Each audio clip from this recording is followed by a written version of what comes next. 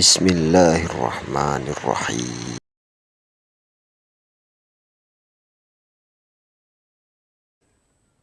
Juga kita tahu dalam Islam, saking dibencinya sifat pengecut ini, diharamkan lari dari kancah peperangan.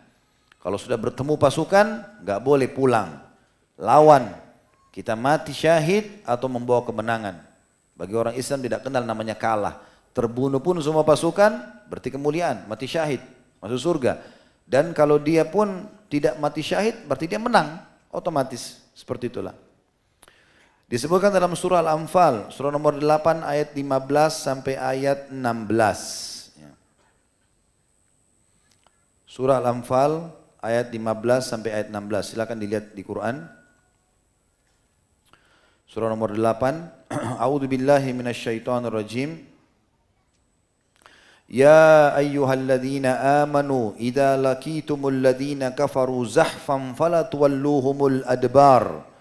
Hai orang-orang beriman, apabila kamu bertemu dengan orang-orang kafir yang sedang menyerangmu, lagi berhadapan, maka janganlah kamu membelakangi mereka atau mundur, lari. Ayat 16-nya, وَمَنْ يُوَلِّهِمْ يَوْمَئِذٍ دُبُرَهُ إِلَّا مُتَحَرِّفًا لِكِتَالٍ أَوْ مُتَحَيِّزًا إِلَى فِئَةٍ فَقَدْ بَاءَ بِغَضَبٍ مِّنَ اللَّهِ وَمَأْوَاهُ جَهَنَّمُ وَبِئْسَ الْمَصِيرُ. Barang siapa yang membelakangi mereka atau mundur di waktu itu, pasukan lagi berkecamuk, kecuali berbelok untuk mengatur siasat perang, atau hendak menggabungkan diri dengan pasukan yang lain, maka sungguhnya orang itu kembali dengan membawa kemurkaan dari Allah, dan tempat mereka di neraka jahanam, dan amat buruklah tempat kembali itu. Tadi saya bilang sampai ayat 16 ya, kita tambahkan ayat 17-nya.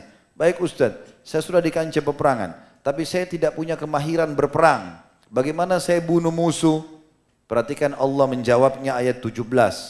Falam taqtuluhum walakinnallaha qatalahum wa ma ramaita idh ramaita walakinnallaha rama waliyubliyal mu'minina minhu bala'an hasana innallaha sami'un alim. Maka yang sebenarnya bukan kamu yang membunuh mereka. Di kancah peperangan Allah yang membunuh mereka.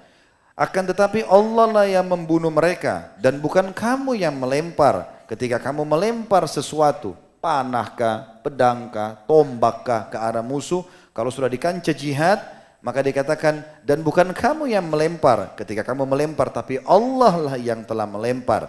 Allah berbuat demikian untuk membinasakan mereka dan untuk memberi kemenangan kepada orang-orang mukmin dengan kemenangan yang baik. Sesungguhnya Allah Maha mendengar lagi Maha mengetahui. Ini jelas sekali bagaimana Allah Subhanahu wa taala menjelaskan sampai para sahabat di perang Uhud, mereka berkata, salah seorang di antara mereka berkata, aku sempat duel dengan seorang kafir, kemudian pada saat aku akan menebas lehernya, tiba-tiba lehernya sudah melayang sendiri. Dia tidak tahu, kok bisa? Ya kuasa Allah. Allah Subhanahu wa taala melakukan itu. Abbas bin Abdul Muttalib, orangnya tinggi besar, kekar, seperti Umar bin Khattab radhiyallahu anhu ajma'in. Waktu beri perang Badar ditawan oleh Abdullah bin Mas'ud, yang kurus sekali. Abdullah bin Mas'ud ini, saking kurusnya radhiyallahu anhu, waktu dia naik di atas pohon kurma, ditiup angin, kelihatan betisnya tersingkap. Jadi saking tipisnya betisnya sampai sahabat ketawa. Diketawain oleh para sahabat. Antum aja di sini ada yang ketawa, gitu kan. Padahal belum lihat. Apa kata Nabi SAW? Apakah kalian menertawakan betisnya Ibnu Mas'ud yang kecil itu? Sesungguhnya kedua betisnya dia lebih berat di timbangan amal pada hari kiamat dari gunung Uhud. Tapi yang kita jadikan saksi bahasan teman-teman, ternyata waktu di perang Badar yang menawan Abbas tinggi besar seperti Umar bin Khattab, duduk di atas kuda, kakinya hampir sampai di tanah. Besar sekali ini postur tubuhnya dan suaranya keras. Abbas itu kalau manggil pengembala kambingnya, dia dari depan rumahnya panggil kedengaran di padang pasir suaranya. Besar, suaranya keras. Gitu kan. Dipegang sama Abdullah bin Mas'ud tangannya di belakang. Teriak-teriak kesakitan.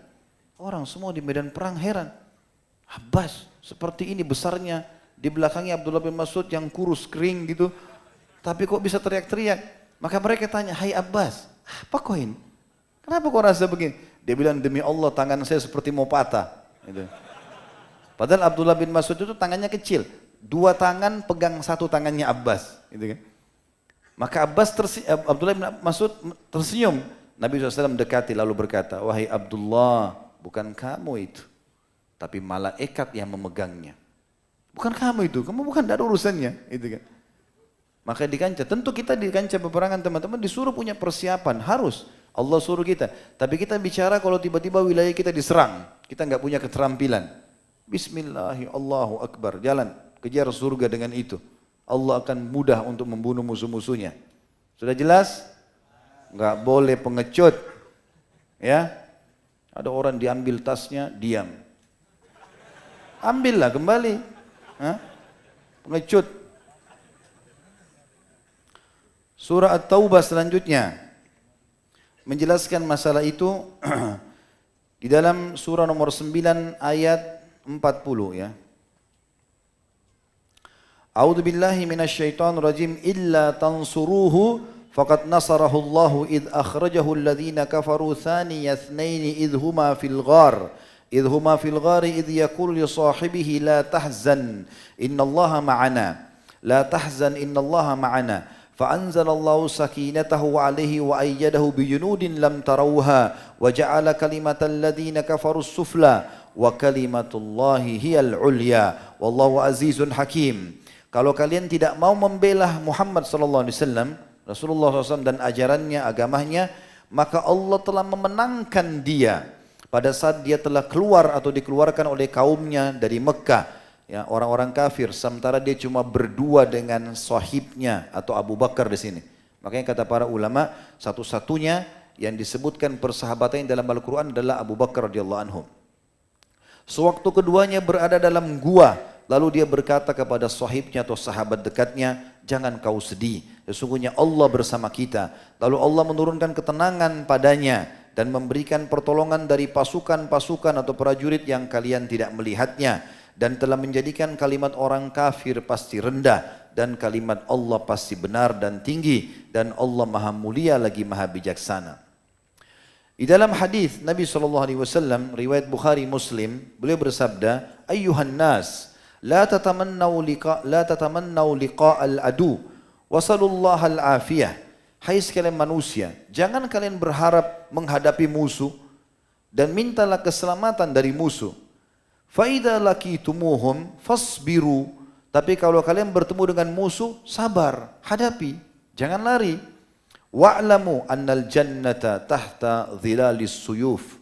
Dan ketahuilah bahwasanya surga itu berada di bawah naungan pedang, bayangan-bayangan pedang.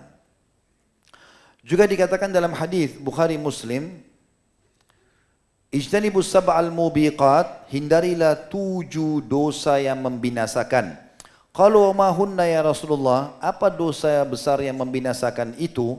Qala asyirku billah, kalian menyekutukan Allah, was-sihir, dan melakukan amalan sihir, wa qatlun nafs, dan membunuh jiwa, allati haramallahu illa bil haqq, yang telah Allah haramkan kecuali dengan alasan yang benar, seperti membela diri, seperti pemerintah menangkap penjahat lalu dipenggal dan seterusnya. Wa aklur riba, dan memakan riba. Wa aklu malal yatim, memakan harta anak yatim. Yang keenamnya adalah wat tawalli yaumaz zahf, dan lari dari kancah peperangan pada saat sedang berkecamuk. Wa kadhful muhsanatil mu'minatil ghafilat, dan juga menuduh wanita baik-baik mukminah yang sedang lalai berbuat zina. Berbuat zina. Kita masuk ke poin setelahnya teman-teman sekalian, tadi yang keenam. Yang ketujuh adalah jihad dan mati syahid. Serta kita akan jelaskan di sini, dan ini juga termasuk inti bahasan, uzur-uzur terhadap orang yang tidak hadir jihad. Kapan dia dihitung punya uzur. Jihad tentu teman-teman sekalian banyak sekali keutamaannya atau perintahnya. Di antaranya adalah Surah Al-Anfal, surah nomor 7 ayat 65. Ayat 65.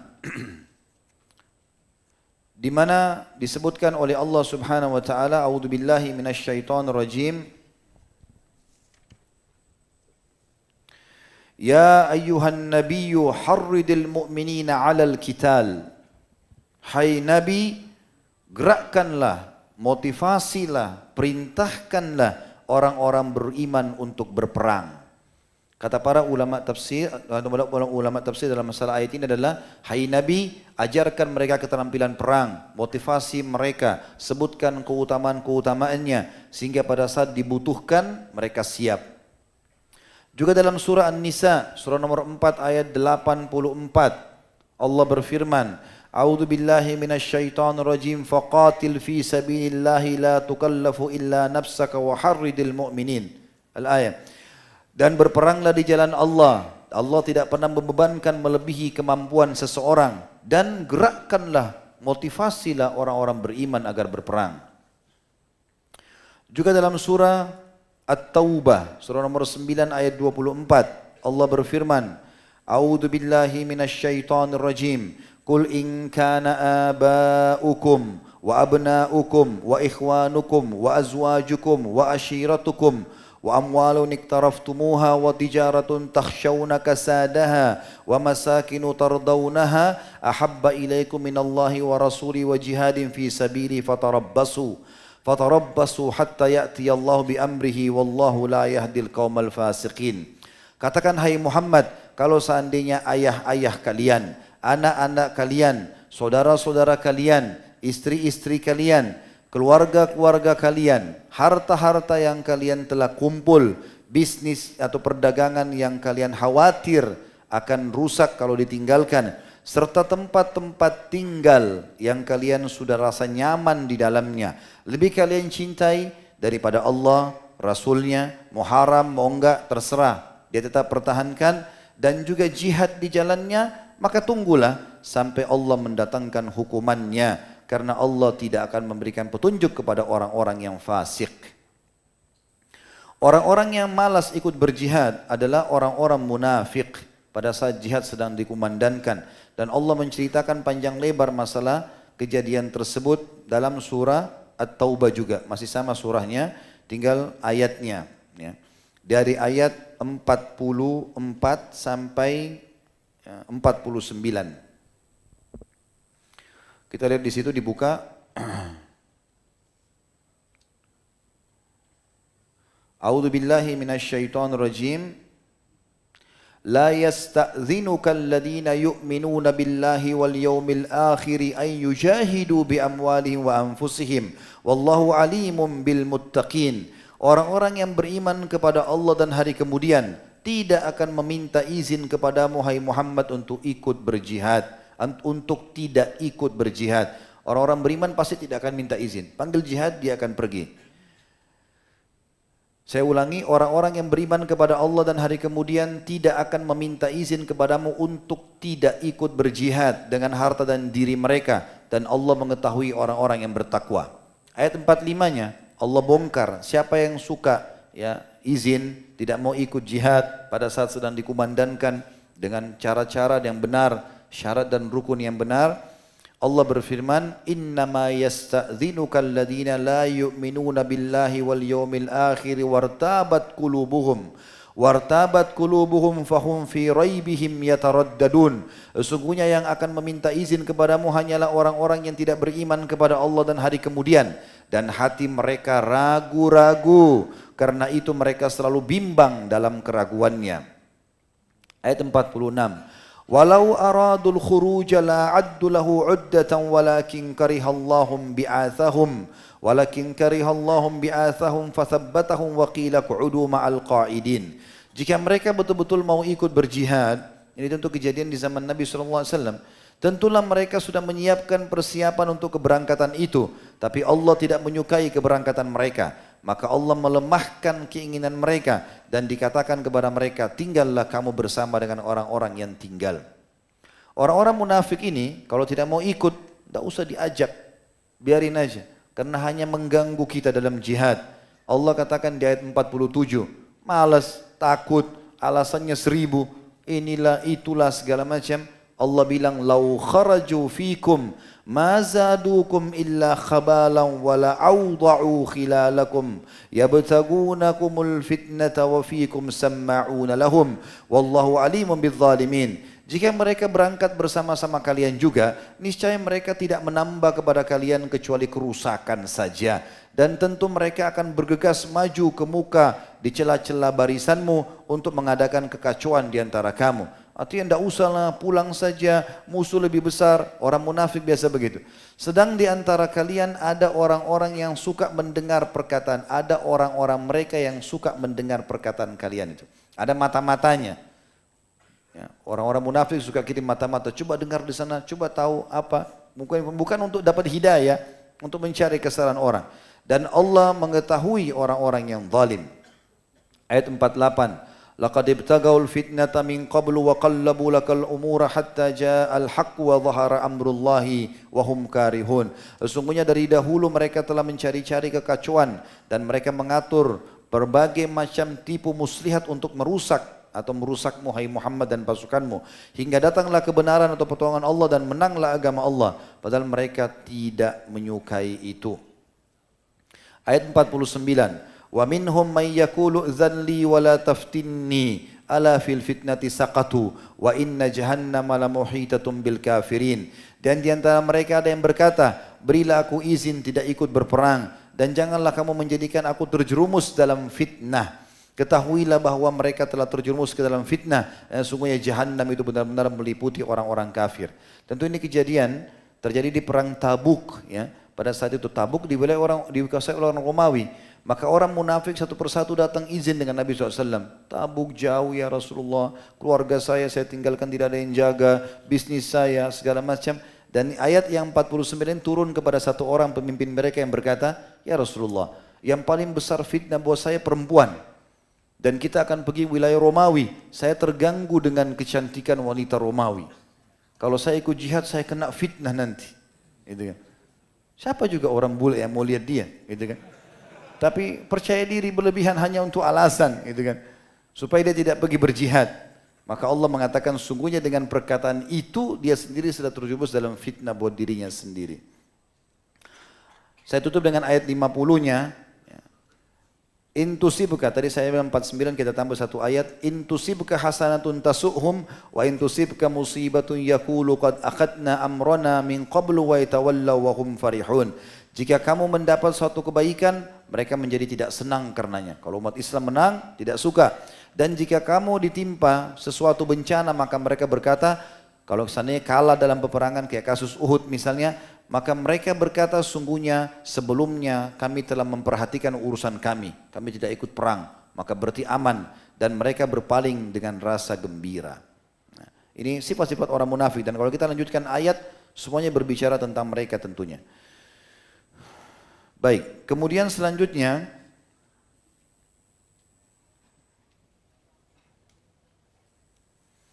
dalilnya adalah dalam surah Al-Imran 142. Surah Al-Imran ayat 142.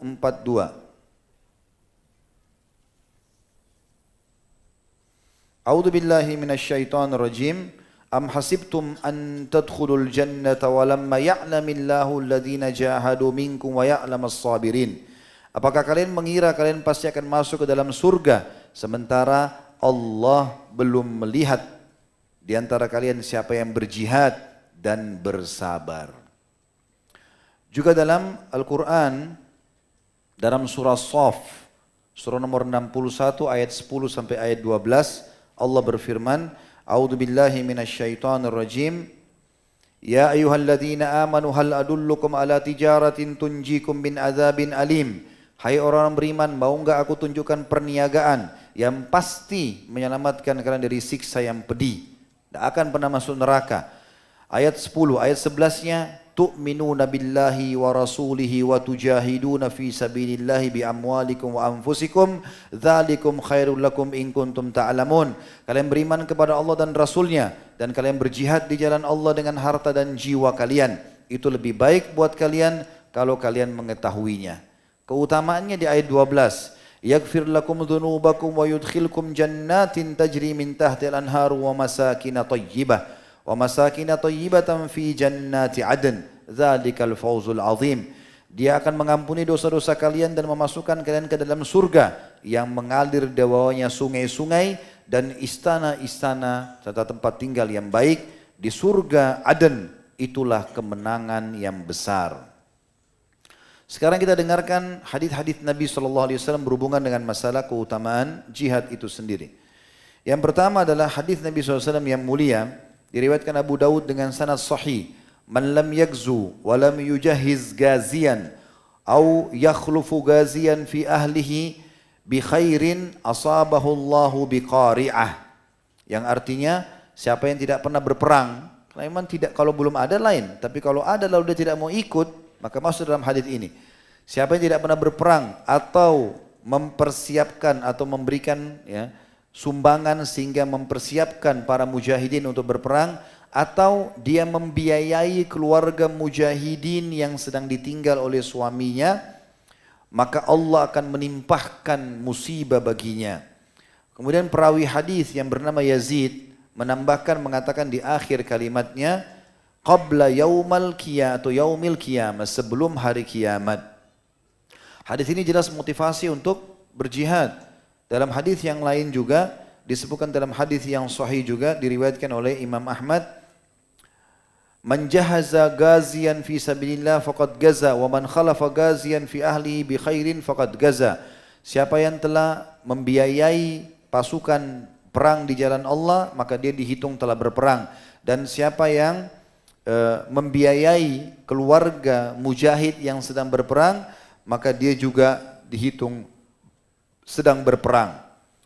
Juga dalam hadis yang sahih riwayat Imam Ahmad, jahidul musyrikin bi amwalikum wa anfusikum wa alsinatikum. Perangilah orang-orang musyrik itu baik dengan harta kalian, dengan jiwa kalian, dan dengan lisan kalian. Di dalam hadis lain riwayat Imam Muslim dengan sanad sahih, seseorang bertanya mengatakan, ya Rasulullah, ma ya'dilul jihadu fi sabilillahi azza wa jal. Wahai utusan Allah, pahala apa kira-kira atau amalan apa yang bisa menyamai pahala dan keutamaan jihad? Qala la tastati'un. Kalian tidak akan pernah bisa mendapatkan. Sampai 3 kali sahabat tanya, 3 kali Rasulullah SAW jawab. Lalu beliau berkata di yang keempat kalinya, mathalul mujahidu fi sabilillahi kamathalis sa'imil qa'imil qaniti bi ayatillah. La yafturu min siyamin wala salatin hatta yarji al mujahid fi sabilillahi ta'ala. Perumpamaan orang yang pergi jihad di jalan Allah, setiap harinya terhitung seperti orang yang puasa, kemudian juga mendirikan sholat malam dan sibuk mengulang-ulangi ayat-ayat Al-Quran dengan khusyuk. Tidak pernah berhenti dari puasa, sholat sampai mujahid tersebut kembali ke rumahnya. Jadi selama kita pergi sampai kita peluang, itu seperti kita selalu dalam kondisi sholat dan puasa non-stop. Walaupun kita sedang tidak puasa, kita juga malam lagi istirahat, pahalanya seperti orang yang sedang sholat dan puasa. Di dalam hadis yang lain riwayat Ahmad juga dan riwayat Tirmidzi dengan sanad sahih, ra'sul amril Islam. Semua perkara intinya kembali ke Islam. Artinya puncaknya harus menjadi seorang muslim. Wa amuduhus shalah, dan tiangnya adalah salat. Wa dhirwatu sanamihil jihadu fi sabilillah, dan yang mengokohkannya, pondasinya adalah jihad di jalan Allah. Hadis yang lain diriwayatkan Imam Muslim juga, ribatu yaumu wa laila khairun min siyamin syahr wa qiyamihi. Satu hari mengikat diri sehari semalam di medan perang lebih baik daripada puasa dan sholat malam selama sebulan penuh. Wa in mata jara alaihi amaluhu alladhi kana ya'maluhu wa ujriya alaihi rizquhu wa aminal fattan. Dan kalau seandainya dia mati, maka pahala amal-amal yang selama hidup dia kerjakan tetap diberikan oleh Allah, dan juga akan dilimpahkan rezekinya kepadanya. Sebagian ulama hadis mengatakan kebutuhan keluarganya yang selama ini dipenuhi akan terpenuhi dengan izin Allah. Di akhirat pun dia diberikan rezeki yang luas, dan juga dia akan selamat dari fitnah kubur. Itu tentu teman-teman sekalian tentang masalah jihad. Dan kalau kita bahas masalah jihad ini maka panjang sekali, panjang sekali dalil-dalil berhubungan dengan masalah itu. Maka saya cukupkan dengan ini. Kita pindah ke masih poin yang sama, poin yang ke-7, masalah jihad dan mati syahid serta uzur-uzur orang yang tidak hadir. Sekarang kita masuk ke mati syahidnya. Maaf, masih ada 2 hadis tentang masalah jihad. Hadis yang selanjutnya adalah riwayat Hakim dengan sanad sahih, kata Nabi SAW, alaikum bil jihadu fi sabilillah fa innal jihada fi sabilillah bab bin abwabil jannah yudhibullahu bihi minal hammi wal gham. Kalian harusnya berjihad di jalan Allah. Bila ada, lakukan, usahakan, tapi ikuti syarat dan rukunnya, tidak boleh sembarangan. Ya, tidak boleh orang salah seperti orang banyak membahasakan membom sana sini mengatakan jihad. Ya, karena sementara di wilayah Islam itu bukan. Tapi di sini jihad adalah betul-betul ada, terjadi, ulama memberikan fatwa, diizinkan semuanya, maka itu adalah yang dimaksud di sini.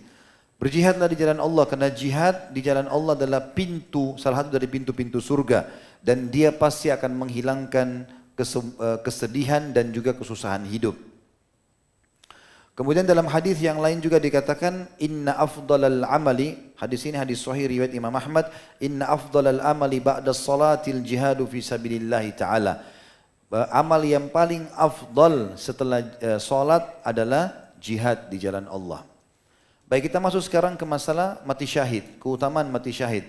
Dan tentu targetnya kalau kita masuk di medan perang bukan karena murni hanya karena dendam, hanya karena mau dikatakan perkasa, hanya menunjukkan keterampilan bela dirinya, bukan. Tapi karena ingin mendidikan kalimat Allah subhanahu wa ta'ala.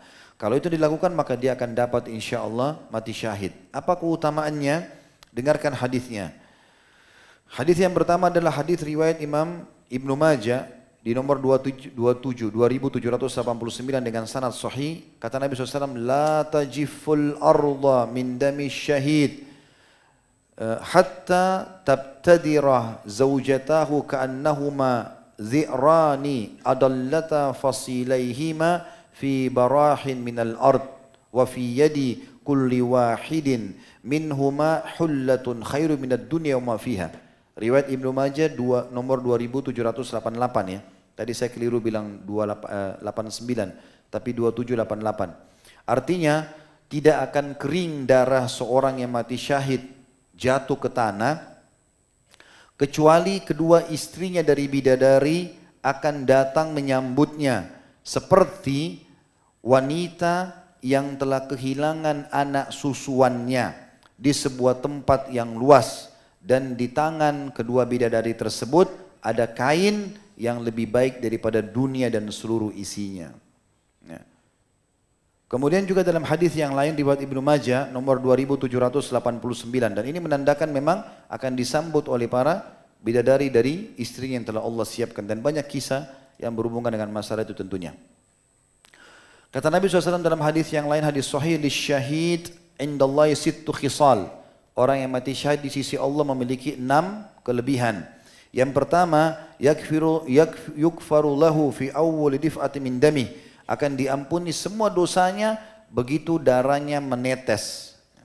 Yang kedua, wa yura maq'aduhu minal jannah. Akan diperlihatkan tempatnya, istananya di surga.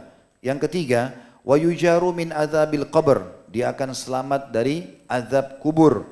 Yang keempat, wa ya'manu minal faza'il akbar wa yuhalla hullatal iman. Dia akan diselamatkan dari ketakutan pada hari kiamat dan akan diberikan pakaian keimanan. Artinya tanda kalau dia ini orang beriman dan akan selamat. Yang kelima, wa yuzawwaju min hurin 'ain, dan akan dinikahkan dengan para bidadari. Yang keenam, wa yushfa fi sab'ina insanan min aqaribih, dan dia bisa memberikan syafaat untuk 70 kerabatnya. Kemudian dalam hadis yang lain tentang masalah orang yang pergi berjihad ini, baik, saya akan masuk saja langsung ke uzurnya ya. Tadi itu keutamanya kita cucukkan insyaAllah dengan keutamaan yang sudah kita sebutkan. Di antaranya juga ada kisah tadi Abdullah bin Amr bin Haram radhiyallahu anhu. Kisah tentang beberapa orang sahabat. Saya tidak sebutkan lagi karena saya pernah sebutkan di kisah-kisah sebelumnya. Kita langsung masuk sekarang ke masalah uzur-uzur. Ada beberapa orang yang punya uzur dan dia boleh ya tidak ikut berjihad. Beranjak daripada hadis Nabi SAW yang diriwayatkan oleh Imam Bukhari Muslim yang bunyinya Laqad taraktum bil madinati aqwaman ma sirtum masira wala anfaqtum min nafaqatin wala qata'tum min wadin illa wa hum ma'akum fih. Qalu ya Rasulullah wa kaifa yakununa ma'ana wa hum bil Madinah? Qala habasahumul udhur. Kata Rasulullah SAW pada saat itu, sesungguhnya di kota Madinah waktu sedang dalam peperangan bersama para sahabat, tepatnya di perang Tabuk ya. Sesungguhnya di Madinah ada orang-orang sekarang, kaum cukup banyak jumlahnya, tidak ada perjalanan yang kalian lakukan, tidak ada uang yang kalian infakkan, tidak ada lembah yang kalian lalui, kecuali mereka mendapat pahala sama dengan kalian. Maka para sahabat berkata, ya Rasulullah, bagaimana itu bisa terjadi? Sementara mereka tidak ikut jihad, mereka tinggal di Madinah. Kata Nabi SAW, mereka tertahan dengan uzur. Dalam hadis yang lain, riwayatnya dikatakan, syarakukum bihusnin niyah. Mereka telah mengikuti kalian di pahala dengan niat yang baik. Mereka betul-betul punya uzur sehingga mereka tidak bisa pergi. Dalam riwayat yang lain dikatakan, inna aqwaman bil madinati khalafana ma salakna syu'ban atau syi'ban wala wadiyan illa kanu ma'akum habasahumul udhur. Sesungguhnya ada beberapa kaum di Madinah yang tidak ikut bersama kita. Tapi ketahuilah tidak ada kota, desa, lembah, tidak ada apapun yang kita laluin kecuali mereka akan dapat pahala bersama kita karena mereka tertahan dengan uzur. Dan Ibnu Hajar rahimahullah mengatakan dalam Fathul Bari, Sahih Bukhari ya, disebutkan di jilid 17 ya, halaman 59. Ini tentu cetakannya. Wa fihi annal mar'a yablughu bi niyyatihi ajral 'amil idza mana'ahu al-udhur 'anil 'amal. Dan ketahuilah dari sini diambil pelajaran bahwasanya semua orang yang punya uzur maka dia bisa mencapai pahala amal itu ya, walaupun dia tidak mengerjakannya. Ini yang dimaksud dalam poin ini. Tentu kalau orang betul-betul punya uzur, baik uzur apa saja yang masuk di sini, maka disebutkan di dalam ayat Al-Quran tentang masalah uzur ini. Ayat yang pertama adalah surah At-Taubah ayat 91 sampai 92. Ayat 91 sampai 92. A'udzu billahi minasyaitonir rajim. Laisa 'alal du'afa'i wala 'alal maridi wala 'alal ladzina la yajiduna ma yunfikuna harajan idza nasahu lillahi wa rasulihi. Idza nasahu lillahi wa rasulihi ma 'alal muhsina min sabilin wallahu ghafurur rahim. Wala 'alal ladzina idza ma atauka litahmilahum qulta la ajidu ma ahmilukum alaihi قلت لا أجد ما أحملكم عليه تولوا وأعينهم تفيض من الدمع حزنا ألا يجدوا ما ينفقون. Yang artinya tidak ada hukuman dan dosa bagi orang-orang yang du'afa. Makna du'afa adalah lemah secara fisik. Lemah secara fisik. Memang betul-betul dia tidak mampu sama sekali. Mungkin jalan pun tidak mampu untuk jalan. Sehingga tidak punya kekuatan. Untuk mengangkat senjata pun tidak bisa. Dan juga orang yang sakit secara umum. Dan sakit ini dimaksud adalah sakit-sakit kronis tentunya. Sakit yang berat. Nanti akan kita jelaskan.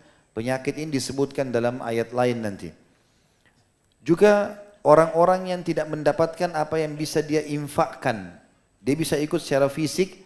Tapi dia tidak bisa infak sesuatu. Kalau memang mereka betul-betul ikhlas karena Allah dan Rasulnya. Karena sesungguhnya Allah akan menilai orang sesuai dengan kadar ikhlasnya, niatnya, dan Allah Maha Pengampun lagi Maha Penyayang. Juga termasuk orang yang punya uzur adalah orang-orang yang telah meminta, orang-orang yang telah datang kepada Muhammad mau ikut berjihad, tapi engkau tidak memiliki tunggangan untuk mereka. Karena perang dari Madinah ke Tabuk jauh, butuh transportasi, harus pakai kuda atau pakai unta. Ada beberapa sahabat semangat mau pergi, tapi enggak ada. Nabi SAW juga tidak punya kuda lagi untuk bawa mereka. Kata Allah, termasuk mereka itu punya uzur dan mereka dapat pahala semua orang yang pergi berjihad.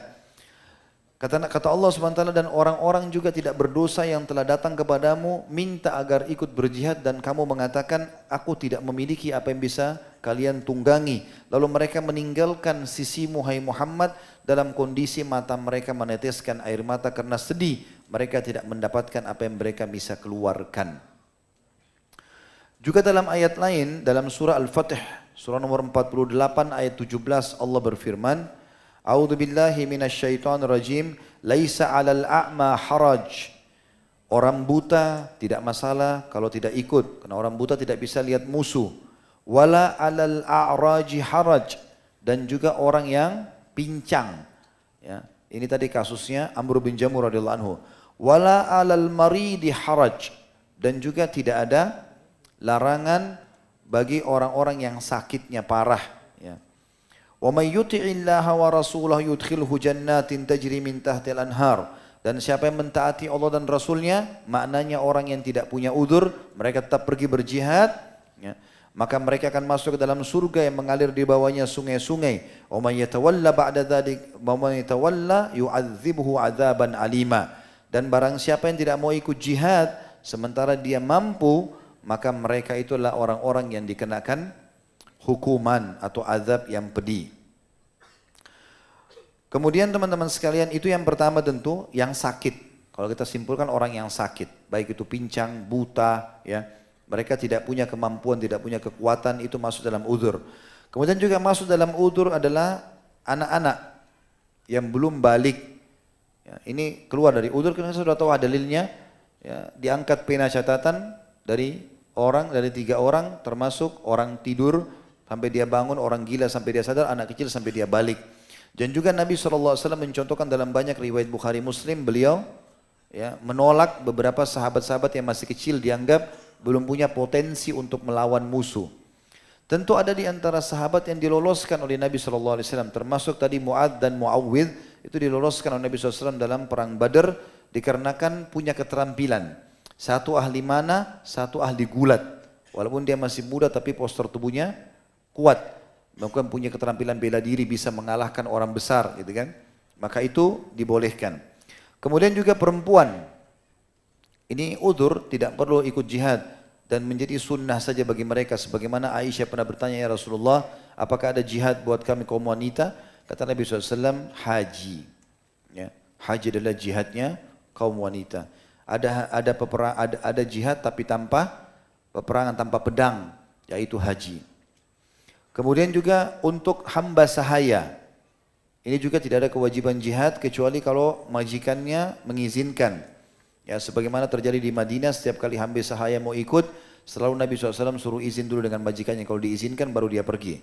Kemudian juga orang yang terlilit hutang, ini nggak boleh pergi jihad kecuali yang punya utang mengizinkannya. Walaupun kita utang dengan orang kafir. Sebagaimana disebutkan di dalam riwayat pada saat Nabi SAW mau pergi perang Khaybar, ada seorang sahabat, subhanallah saya lupa namanya orang ini. Sahabat ini dia punya utang 2 dirham dari orang Yahudi. Belum sempat dia bayar karena dia miskin sekali. Maka Yahudi itu datang kepada yang mengatakan, kamu nggak boleh pergi jihad sampai kau lunasi utangmu. Maka dia pun mengeluh kepada Nabi SAW, ya Rasulullah ada utang saya, tapi ini Yahudi nggak mau bayar. Saya bilang sama dia, nanti perang Khaybar saya bayar. Dia nggak mau karena dia tahu yang akan diserang orang-orang Yahudi. Maka Nabi SAW memberikan kepada dia 2 dirham, suruh bayar utangnya. Jadi memang uzurnya masuk kalau orang punya utang, karena kalau dia meninggal, siapa yang akan tanggung? Kecuali dia sudah tahu ada sumber-sumber yang bisa membayar. Kemudian yang terakhir teman-teman adalah orang yang telah diperintahkan oleh pemerintah untuk tidak pergi. Atau orang yang berwenang padanya, termasuk orang tuanya. Kalau orang tuanya tidak izinkan, maka dia tidak boleh pergi berjihad. Sebagaimana pernah dalam hadis Bukhari Muslim, seorang anak muda datang mengatakan, ya Rasulullah saya mau jihad, umurnya 16 tahun. Postur tubuhnya kekar. Lalu kata Nabi SAW, orang tuamu dua-duanya masih hidup gak? Dia bilang masih ya Rasulullah. Kata Nabi SAW, pulang. Pada keduanya lah engkau berjihad. Juga tentang Ali bin Abi Thalib yang pernah diperintahkan oleh Nabi SAW untuk menjadi pemimpin di Madinah, sehingga Ali bin Abi Thalib tidak ikut pada saat itu. Ya. Kemudian juga Nabi SAW pernah mengamanahkan Uthman bin Affan untuk menjaga Ruqayyah, istrinya yang merupakan anak Nabi SAW yang akhirnya meninggal. Ini juga perintah Nabi SAW sebagai pemerintah. Maka dia melarang, maka ini tentunya udzur juga. Ya. Itu gambaran-gambaran, dan kata Imam Qurtubi rahimahullah dalam masalah ini, fahada yaqtadi anna sahibal udhri yu'ti ajral ghazi.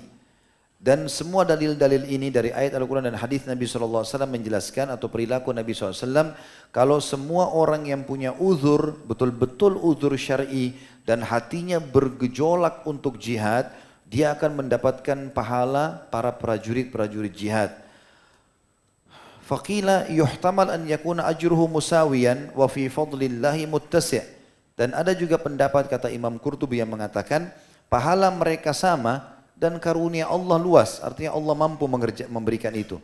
Wa thawabuhu fadlul istihqaq fayuthibu 'ala niyyati shadiqa ma la yuthibu 'ala al-fi'l. Dan Allah memberikan pahala karena Allah memberikan pahala karena niat yang jujur, sebagaimana Allah memberikan pahala pada perbuatan. Wakila, dan ada juga pendapat yang mengatakan yu'ti ajrahu min ghairi tad'if fayufaddal al-ghazi bit-tad'if lil mubashirah. Ada juga pendapat mengatakan dia mendapatkan pahala seperti para mujahidin tapi tidak ada pelipat gandaan amal. Karena pahala kan bisa dikatakan jadi 10 kali lipat. Dia enggak dapatkan itu. Tapi itu diberikan hanya untuk para mujahidin. 2 poin terakhir teman-teman sekalian, itu tadi poin yang ke-7 tentang keutamaan jihad dalam pelajaran-pelajaran kita, syahadah dan udzur-udzur dalam jihad. Yang ke-8 adalah bagaimana Allah Subhanahu wa taala membenarkan janjinya, dan cukuplah kasus atau benarnya janji Allah bahwasanya orang mati syahid akan mendapatkan banyak keutamaan, diantaranya termasuk jasadnya tidak akan dihancurkan oleh tanah, ya, sebagaimana disebutkan dalam sebuah riwayat, dan itu terjadi pada jenazah Amr bin Jamuh radhiyallahu anhu. Dan poin yang terakhir dari pelajaran kita adalah bolehnya mengubur, ya, jenazah dalam satu liang lahat lebih dari 1 orang, sebagaimana Nabi SAW melakukan itu. Dan prosesinya adalah disebutkan dalam hadis yang sahih riwayat Imam Ahmad di jilid 5 halaman 431, An-Nasai juga meriwayatkan, Al-Baihaqi juga meriwayatkan ini, dan rawi-rawinya semuanya thiqat, dan Al-Haythami juga menyebutkan dalam kitab Al-Majma' di jilid 4 halaman 119 yang Rasulullah SAW bersabda, "Wanduru aktsara haula'i jam'an lil Qur'an faj'aluhu amama ashabihi fil qabr." Lihatlah siapa di antara mereka yang paling banyak hafalan Al-Qur'annya, maka letakkan dia mendahului kawannya di dalam kubur. Dan para sahabat waktu itu dikubur 2 atau 3 orang dalam satu kuburan. Apa hikmahnya? Allahu a'lam. Padahal waktu itu lokasi Badar luas sekali. Tapi Nabi SAW mengubur dengan cara seperti ini berarti menandakan bolehnya seseorang dikubur dengan itu. Ada sebuah hadis lagi yang saya lupa tadi berhubungan dengan mati syahid, yang kata Nabi SAW, "Ana syahidun ala haula innahu ma min jarihin yujrahu fi sabilillah illa wallahu yab'athuhu yaumal qiyamati yutma jurhu al-launu launu damin warrihu rihul misk." Waktu lihat jenazah-jenazah para syuhada Badar, syuhada Uhud termasuk Amr bin Jamuh, kata Nabi SAW, aku akan menjadi saksi buat mereka ini pada hari kiamat kalau mereka betul-betul mati syahid. Dan bahwasanya tidak ada seorang pun yang terluka di jalan Allah kecuali Allah akan bangkitkan pada hari kiamat, lukanya meneteskan darah, warnanya warna darah, dan baunya lebih wangi dari bau kasturi. Ya, Allahu a'lam. Dan ini bahasan kita teman-teman sekalian tentang seorang sahabat yang mulia, Amr bin Jamuh, dan semoga kita bisa ambil pelajaran darinya. Dan insya Allah kita akan lanjutkan bulan depan dengan Sa'ad ibn Rabi' radhiyallahu anhu. Allahu a'lam. Begitu saja.